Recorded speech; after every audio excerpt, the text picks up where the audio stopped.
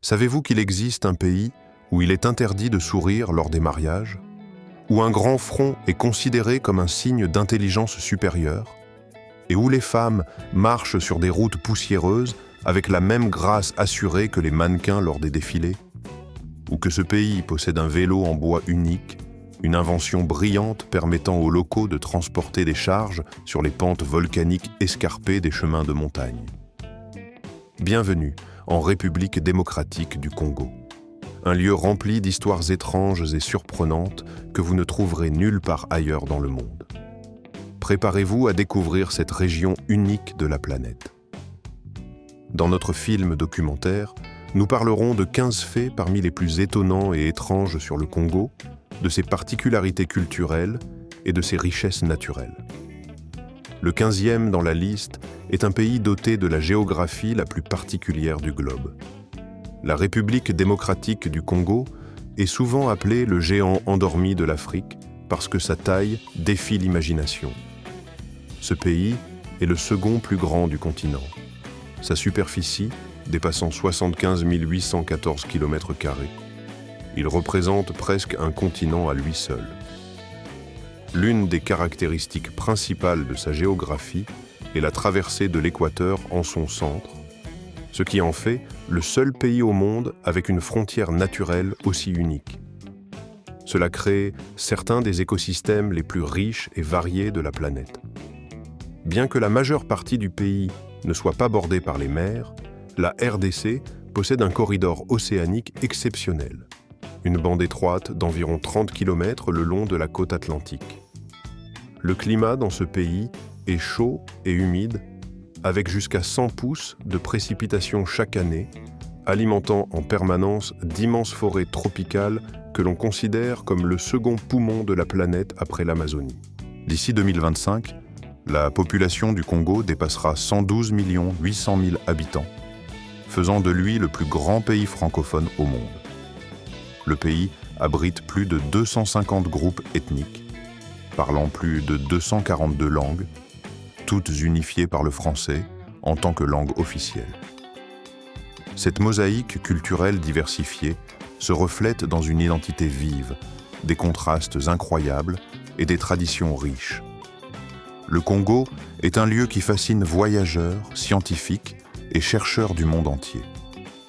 Le 14e fait concerne la seule tribu en Afrique à avoir une tête allongée.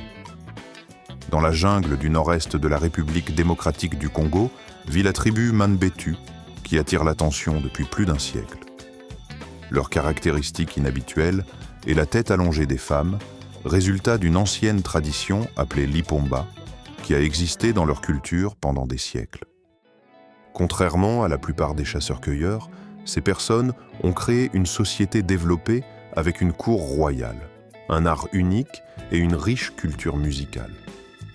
Ils sont célèbres pour leurs sculptures en ivoire, leurs œuvres picturales sur l'écorce représentant des animaux, ainsi que pour leurs instruments de musique artisanaux, dont le son évoque le bruissement de la jungle et le chant des oiseaux. Il est particulièrement étonnant que des artistes de cette tribu aient gravé sur l'ivoire des cartes stellaires illustrant des constellations liées à la chasse et au rituel. On peut dire qu'il s'agit d'une forme d'astronomie spirituelle essentielle à leurs croyances et traditions. Au début du XXe siècle, les explorateurs européens furent émerveillés par la beauté des femmes Manjbet, dont les photographies devenaient des symboles de grâce et d'élégance africaine. Aujourd'hui, la pratique de l'allongement des têtes et du bandage a cessé au début du siècle, sous l'effet des changements culturels et des lois protégeant les droits de l'homme, mais la mémoire de ces anciennes coutumes reste vivante dans la culture et les récits de ce peuple. L'héritage Manjbet continue de vivre à travers l'art, la musique et les traditions orales, préservant leur atmosphère unique et leur riche culture pour les générations futures. Si vous êtes attiré par l'idéal de beauté inhabituel de cette tribu, laissez un commentaire contenant le chiffre 4 et je serai heureux d'apprendre votre intérêt. Numéro 13. Des femmes fières de la Terre Rouge située au cœur du Congo. Les femmes de cet État africain se distinguent par leur force d'esprit, leur fierté et leur résistance, manifestée dans chacun de leurs gestes et mouvements. En parcourant les routes poussiéreuses et d'un rouge vif de l'Afrique centrale, on peut voir une scène habituelle, des femmes portant une charge sur la tête. Ce sont souvent de petites boutiques mobiles où reposent des paniers de bananes, des seaux d'eau, des fagots de bois, des briques, des casseroles et des poêles. Malgré la lourdeté de leur fardeau, elles avancent comme sur un podium lors d'une exposition parisienne avec grâce, dignité et assurance. La vie en ces lieux est pleine de difficultés, mais elles savent cacher leur fatigue, tout en conservant calme et dignité. Pendant la journée, ces femmes jouent le rôle d'agricultrices, de commerçantes ambulantes, de mères, et occupent souvent la fonction de principales comptables dans leurs groupements commerciaux. Elles parlent avec assurance, participent activement aux affaires, défendant leurs intérêts. Dans certaines communautés, il leur est même permis de faire des propositions aux hommes. Et si une proposition est rejetée, l'homme doit rembourser la colime, c'est-à-dire une certaine somme d'argent, ou offrir un poulet comme symbole de compensation. Le Congo est une terre audacieuse et mémorable, emplie d'une énergie propre. Lorsque le soir arrive, les femmes vêtues de robes colorées se rassemblent sous des lampes à pétrole. Elles chantent, dansent et partagent des histoires. Leur rire résonne dans l'obscurité, emplissant la nuit d'une atmosphère chaleureuse et aidant à oublier les difficultés rencontrées durant la journée. Pour les voyageurs américains, les femmes du Congo sont non seulement l'incarnation de la beauté, mais aussi un exemple vivant de force et d'esprit, capable de surmonter toutes les difficultés. Et vous, qu'en pensez-vous ? Si vous avez déjà été inspiré par cette beauté intrépide, laissez un chiffre 8 dans les commentaires. Numéro 12. La terre des vélos en bois, ou dans les montagnes de l'Est de la République démocratique du Congo, on rencontre souvent d'étonnantes créations, des tchoukoudous en bois. Ces vélos faits maison sont dépourvus de pédales, de moteurs et de freins, mais ils sont capables de transporter des charges de plusieurs centaines de kilogrammes sur des surfaces rocheuses volcaniques. Le tchoukoudou ressemble plutôt à un hybride entre une trottinette et un vélo. Un cadre en bois robuste, des roues faites à la main, un guidon fixe et une longue plateforme pour la cargaison. À Goma, ces inventions sont omniprésentes et les habitants les utilisent pour transporter des bananes, du charbon, du riz ou parfois même d'anciens réfrigérateurs. La capacité de charge de ces engins faits de maison varie de 440 à 660 livres, soit environ 200 à 300 kg. On peut construire un tchoukoudou en 2 ou 3 jours, et il peut durer des années s'il est peu entretenu, grâce à l'utilisation de cordes, de morceaux de pneus et d'huile végétale résiduelle. Les conducteurs décorent généralement leurs véhicules avec de la peinture, des autocollants et des cloches, à l'image des Américains qui modifient leurs motos ou voitures. Au lieu d'utiliser leurs jambes pour le faire avancer, le conducteur marche à côté du tchoukoudou, repoussant avec un pied, et celui-ci continue à se déplacer par inertie, parfois sans même toucher le sol. Chaque tchoukoudou n'est pas seulement un moyen de déplacement, mais aussi une partie de la vie de ses utilisateurs. À Goma, il existe un marché dédié à ces vélos en bois, et la ville accueille des courses où les participants donnent des noms à leurs inventions et rivalisent comme dans une véritable Formule 1. Numéro 11. La tribu la plus petite du monde est celle des Pygmées, peuple autochtone habitant les forêts tropicales profondes du Congo. Ces gens font partie des peuples les plus anciens de la Terre, ayant conservé leurs traditions et leur mode de vie jusqu'à nos jours. La taille moyenne de cette tribu est inférieure à 1,50 m, souvent autour d'1,49 m, ce qui les rend uniques et reconnaissables. Malgré leur petite taille, les Pygmées se distinguent par une vivacité et une agilité incroyables. Leur culture est imprégnée d'un lien profond avec la nature et d'une riche mythologie transmise de génération en génération. Leur patrimoine culturel est inestimable. C'est à travers leurs traditions chantées qu'ils préservent toute leur histoire. Chaque chant est comme un livre oral qui racontent l'histoire des ancêtres, leurs aventures intéressantes, les animaux sauvages, les récoltes abondantes et l'amour. La particularité de la culture pygmée est qu'ils n'ont pas de chef ou de leader hiérarchique, personne qui serait le chef. Au lieu de cela, ils vivent en petites communautés où la vie des anciens et celui des enfants sont considérés comme également importants. Les décisions majeures sont prises conjointement, lors de rassemblements autour d'un feu de camp, où chacun a le droit de s'exprimer et de partager son point de vue. Les pygmées ne construisent pas de habitation permanente. Leurs huttes, en forme de dôme, faites de feuilles de palmier et de branches, peuvent être facilement édifiées en quelques heures. Au changement de saison, lorsque la forêt subit des transformations, les pygmées déplacent simplement leur vie vers un nouvel endroit, et une telle mobilité n'est pas perçue comme un signe d'instabilité, mais comme une adaptation souple à l'environnement. Dans la culture pygmée, existe un rituel particulier, l'amitié avec la forêt.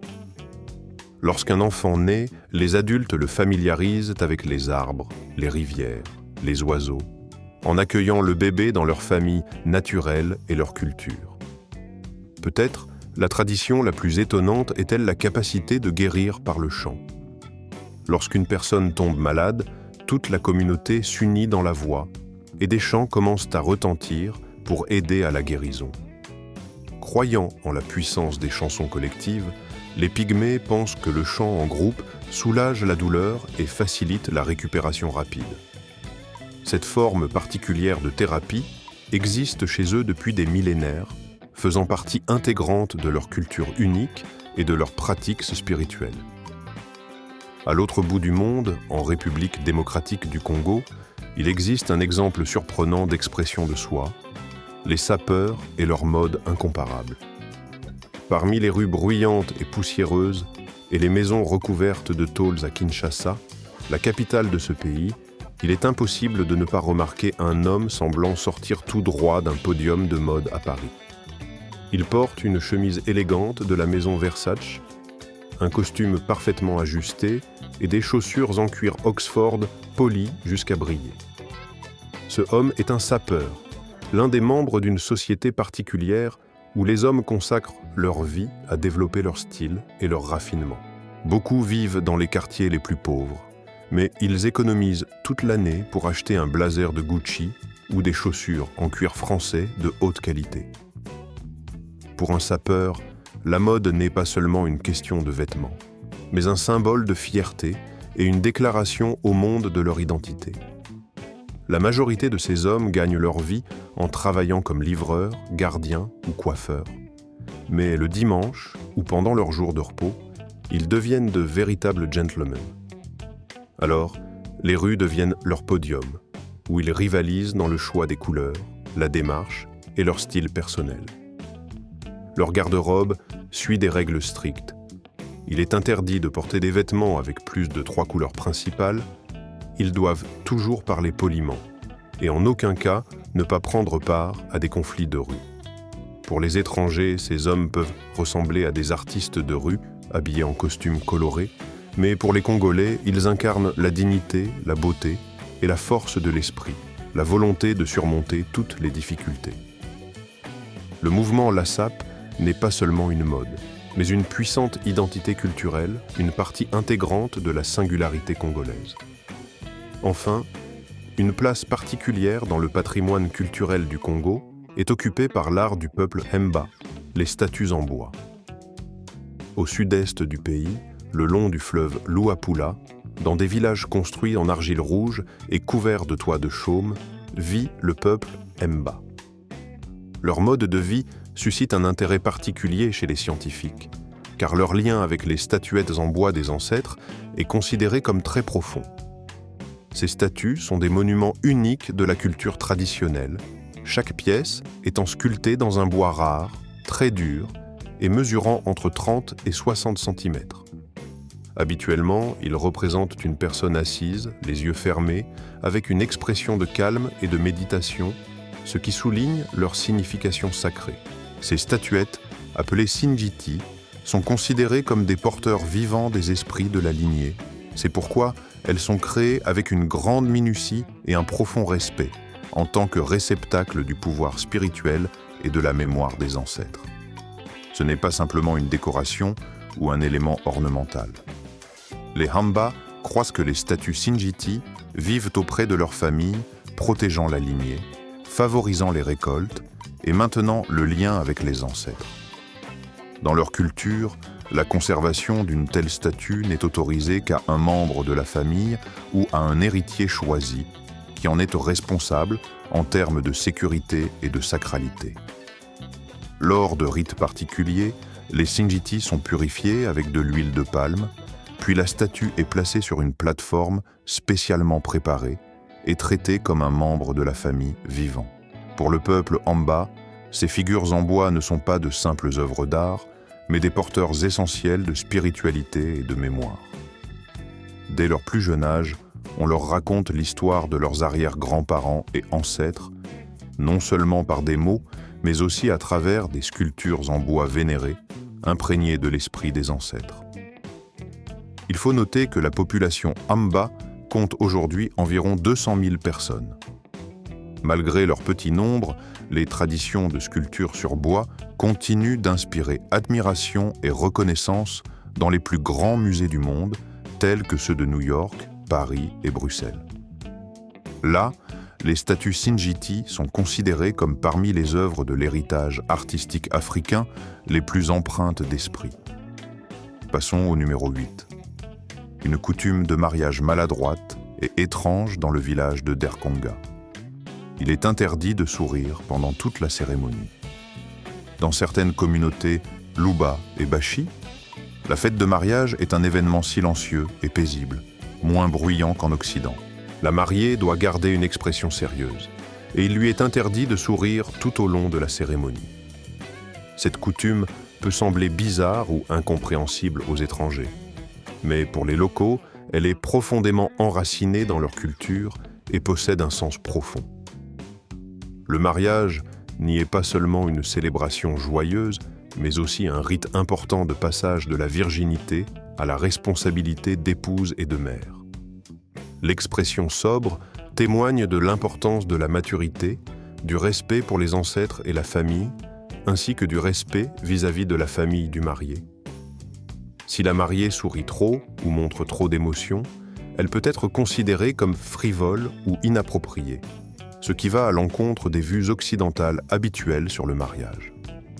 Dans certains endroits, des femmes âgées apprennent délibérément à la mariée à conserver une expression stricte. C'est une partie du rituel et de la tradition culturelle. Si les émotions deviennent trop fortes, un simple regard de la mère ou de la tante suffit pour rappeler la nécessité de respecter cette austérité rituelle. Cette coutume n'est pas imposée de force, elle se transmet de génération en génération naturellement, comme une partie du patrimoine culturel et de l'identité du peuple. Même dans les villes où de nombreuses familles prennent cela un peu plus à la légère, dans les zones rurales de Derkonga, les règles concernant le rire lors des cérémonies de mariage sont toujours strictement respectées, maintenant ainsi une vieille tradition. Passons au numéro 7. La vie à Kinshasa, la plus grande capitale dont beaucoup n'ont peut-être jamais entendu parler. Cette ville se distingue par sa vivacité et son atmosphère dynamique. Chaque rue y ressemble à une scène en plein air, remplie de sons et de mouvements. La ville s'étend sur les rives de la puissant fleuve Congo, juste en face de Brazzaville, la capitale de la République du Congo. Ce fait est unique. Il n'existe pas d'autre endroit dans le monde où l'on peut voir la capitale d'un autre pays à moins de 2 kilomètres. Cet aspect insolite rend Kinshasa particulière, comme une note finale dans une œuvre musicale que l'on a envie d'entendre. La population dépasse 16 millions d'habitants. Kinshasa est non seulement le centre politique et économique de la République démocratique du Congo, mais aussi l'un des plus grands métropoles du monde. Ici, règne un chaos mêlé à une harmonie étonnante, rues bruyantes, musique rythmée, flot constant de personnes. Dans cette ville, le mouvement ne s'arrête jamais dans sa forme la plus pure. toute la vie est remplie d'événements spontanés. Des femmes portant des paniers sur la tête se faufilent parmi les bus bondés. Des adolescents dansent du breakdance aux arrêts animés. Et dans chaque coin se ressent l'énergie de l'art de rue et de la créativité. Telle est l'essence de Kinshasa, une ville où spontanéité, créativité et imprévisibilité fusionnent dans une dynamique unique, créant une atmosphère exceptionnelle et le cœur vibrant de cette immense métropole. La ville est célèbre pour ses soirées de jazz traditionnelles, organisées en plein air, où de célèbres chanteurs d'opéra se produisent directement dans les rues et sur les marchés. Alors que sur les scènes américaines de tels concerts se déroulent généralement dans des théâtres et salles de concert à Kinshasa, ces spectacles naissent du cœur même de la ville et se déroulent parmi ses habitants ordinaires. On peut aussi profiter d'un cocktail d'impression en se rendant en journée au Musée national de la République démocratique du Congo pour découvrir l'histoire riche et l'art folklorique de ce pays. Ou simplement se perdre dans les nombreux ruelles du marché central, où la richesse des couleurs règne partout, tissus colorés, fruits tropicaux, objets artisanaux brillants créent une atmosphère unique. Et la nuit, la ville ne dort pas. Bars, clubs et fêtes jusqu'à l'aube la remplissent d'énergie et de vie. La véritable rythmique congolaise, qui imprègne chacun comme un appel, ne laisse personne indifférent. Ce battement envoûtant est impossible à ignorer. 8. Les merveilles naturelles de la République démocratique du Congo. Elles semblent tout droit sorties d'un rêve féerique.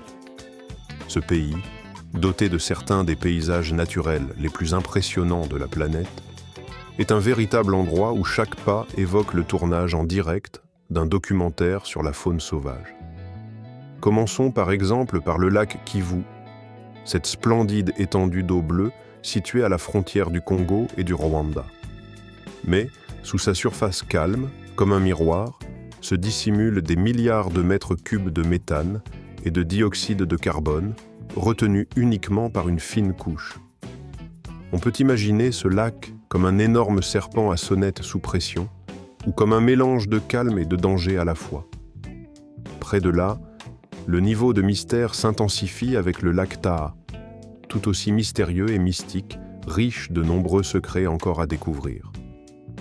Non loin, s'étend le parc national de Virunga, abritant certaines des dernières gorilles de montagne au monde.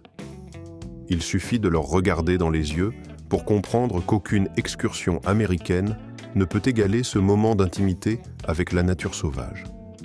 Et pour les amateurs de sensations extrêmes, il y a le volcan Nyiragonga, l'un des rares au monde à posséder un lac de lave actif au sommet. La nuit, il brille intensément comme une scène de film fantastique, créant des images visuelles extraordinaires. Il ne faut pas non plus oublier le Garambé et la réserve d'Akapi, des joyaux cachés de la nature, où vivent les rares représentants de la faune locale, les Akapis. Ces êtres étonnants, mi-girafes, mi-zèbres, ne se rencontrent que dans cette partie du monde et constituent une véritable rareté naturelle.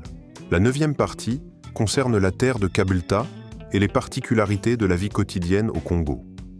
Le pays détient plus de 70% des réserves mondiales de Kabelta, un minéral indispensable à la fabrication de batteries pour voitures électriques, iPhone et ordinateurs portables. On pourrait penser que cela ferait du Congo l'un des pays les plus riches de la planète. Mais, contre toute attente, la majorité des habitants de la République démocratique du Congo vivent avec moins de $2 par jour. Ici, les mineurs, jeunes hommes et femmes, descendent dans les profondeurs avec des pelles, des seaux en plastique et des lampes de poche. Ce travail est souvent appelé la ruée vers l'or du XXIe siècle. Mais au lieu de l'or, ils extraient des pierres gris bleuâtres, le cobalt, qui peut changer le destin de beaucoup et apporter de nouvelles souffrances.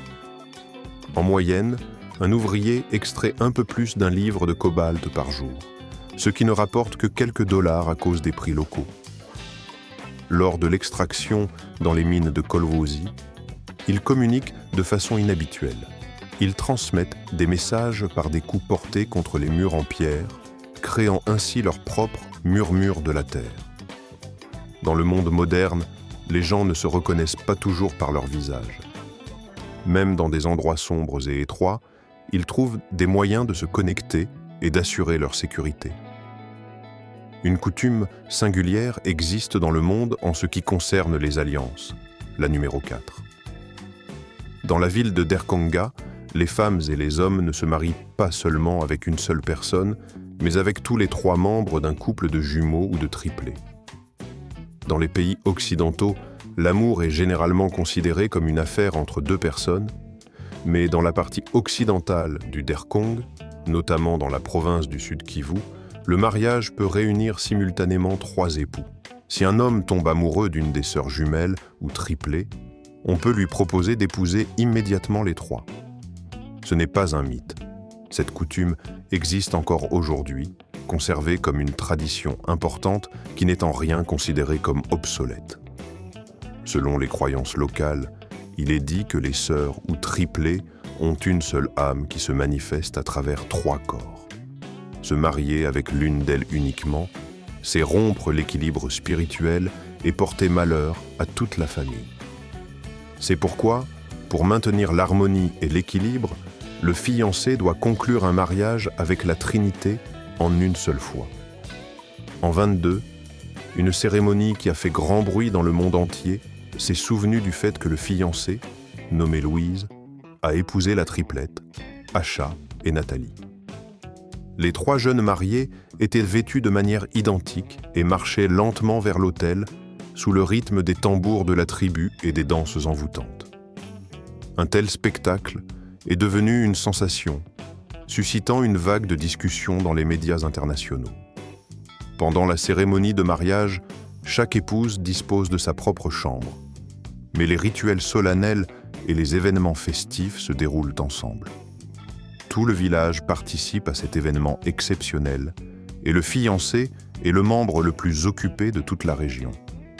Alors que, aux États-Unis, le mariage est perçu comme une affaire strictement personnelle, au Derkong, c'est une étape culturelle et spirituelle essentielle qui reflète l'unité de la famille et son équilibre spirituel.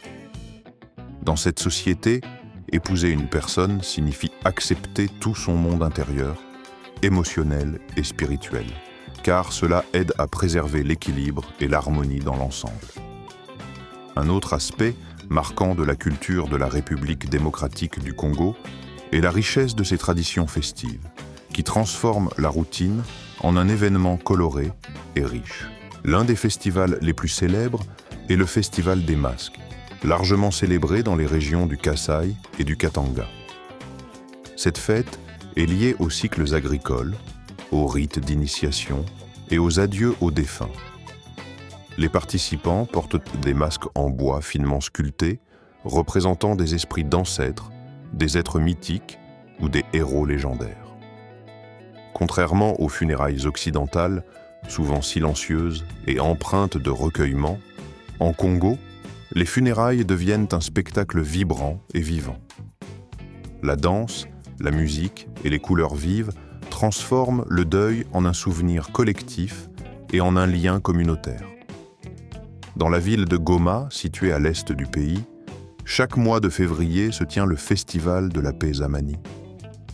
Il est unique en ce qu'il rassemble des dizaines de milliers de personnes venues de tout le continent, unies par un seul objectif: transmettre un message d'unité et d'harmonie. C'est l'un des plus grands festivals mondiaux consacrés à la paix et à l'art, et il suscite l'admiration par son envergure et par la force de son énergie créatrice.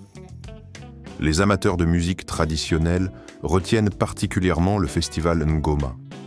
De gigantesques tambours grondent, le rythme retentit dans tout l'espace, et les habitants célèbrent la récolte, prient pour la pluie, ou célèbrent solennellement un mariage.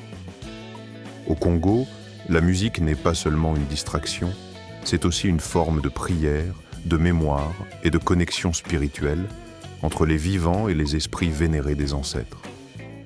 Le troisième aspect important de la vie en République démocratique du Congo est le coût de la vie, qui diffère considérablement des standards occidentaux. Vivre au Derkonga signifie faire face à des défis tout en découvrant de nouveaux horizons passionnants, surtout pour ceux qui sont habitués au mode de vie européen ou américain. Par exemple, la location d'un petit appartement confortable au centre de Kinshasa, la capitale du pays, coûte environ 335 $ par mois, ce qui est tout à fait abordable pour beaucoup. Sur le territoire national, le coût de la vie peut descendre jusqu'à 300 $ par mois. Les dépenses liées aux services publics, comprenant l'électricité, l'eau et la collecte des déchets, varient généralement entre 80 et 120 $ par mois. Une connexion Internet robuste en fibre optique coûte environ 50 $, assurant une connexion rapide et stable. Se nourrir à la maison avec des produits frais coûte environ 1500 à 2000 roubles par personne et par mois, ce qui permet d'économiser sans sacrifier la qualité des repas.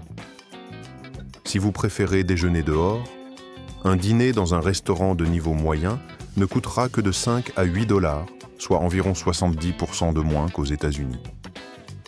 Les déplacements en ville restent également abordables. Un trajet en transport en commun ou en moto-taxi coûte de 1 à 2 $, tandis que la location d'une voiture ou d'un taxi privé est de 5 à 10 $ pour un trajet court. Un abonnement à une salle de sport coûte généralement entre 25 et 50 $ par mois, un prix accessible à la majorité des gens souhaitant garder la forme. Les services dentaires et médicaux de base sont en moyenne de 60 à 90% moins chers qu'aux États-Unis, bien que la qualité puisse légèrement varier selon l'établissement médical. En résumé, une personne peut vivre confortablement à Derkonga en dépensant entre 800 et 1000 $ par mois, ce qui représente environ 30 à 40% des dépenses typiques des pays occidentaux. Voudriez-vous déménager ici avec de tels prix? Si oui, tapez 1, sinon tapez 0, et partagez votre avis dans les commentaires. Si vous avez choisi 1, nous vous parlerons ensuite de la cuisine locale. La gastronomie au Derkonga est un véritable paradis à son caractère, reflétant l'âme du peuple. S'il existe un lieu où la nourriture est imprégnée de l'esprit de la culture locale, pleine de décisions audacieuses, d'inventivité et de caractère inoubliable, c'est la République démocratique du Congo. Les plats ici ne sont pas élaborés selon des recettes sophistiquées, mais chacun d'eux est imprégné de saveurs et d'histoires qui restent gravées en mémoire longtemps. Il faut surtout goûter la poule Moambé, reconnue localement comme un symbole de la cuisine nationale. Ce plat consiste en du poulet mijoté lentement dans une sauce riche à base d'huile de palme, avec l'ajout d'oignons, d'ail, de piment et de la pâte fermentée de palme maambe, signature de la région. Les locaux l'appellent le plat de l'âme, pour son arôme, ses épices et les émotions qu'il évoque à chaque bouchée. Il est généralement servi avec une purée de feuilles, de taro ou du manioc cuit à la vapeur, créant ainsi une saveur harmonieuse et rassasiante. C'est un plat très réconfortant, dont la saveur n'a rien à envier aux plus grands classiques mondiaux. Faisons une petite anecdote. Au Congo, il est d'usage de manger avec les mains plutôt qu'avec des couverts. La pâte collante à base de manioc ou de farine de maïs, connue sous le nom de foufou, sert à la fois de pain et de cuillère. Elle absorbe la sauce, offrant une sensation riche en bouche et révélant la goût du plat principal. Le foufou en soi est neutre, mais associé à la sauce, il devient un plaisir inoubliable. À Kinshasa, la capitale, de nombreux touristes étrangers et expatriés achètent dans des magasins à l'occidental, mais les habitants préfèrent la nourriture de rue. Parmi les encas populaires, il y a l'indala, un poisson séché, croustillant et frit, que l'on consomme comme des chips, ainsi que le boge poisson, un poisson cuit à la vapeur dans une feuille de bananier qui emplit le marché d'un arôme incomparable. Ces 15 faits sur le Derkong que nous venons de dévoiler permettent de comprendre à quel point ce pays et sa culture sont uniques. Quel fait mentionné vous a le plus impressionné? Écrivez votre réponse dans les commentaires. Et n'oubliez pas, votre avis nous tient à cœur. accrochez-vous au prochain vidéo qui apparaîtra dans quelques instants à l'écran. Je suis sûr qu'elle captera votre attention et vous plaira forcément. Ne ratez pas l'occasion de laisser votre avis en partageant quel pays vous aimeriez voir dans nos futures explorations et récits. Un grand merci pour votre temps et votre visionnage. Rendez-vous dans la prochaine vidéo où de nouvelles aventures passionnantes et découvertes intéressantes vous attendent.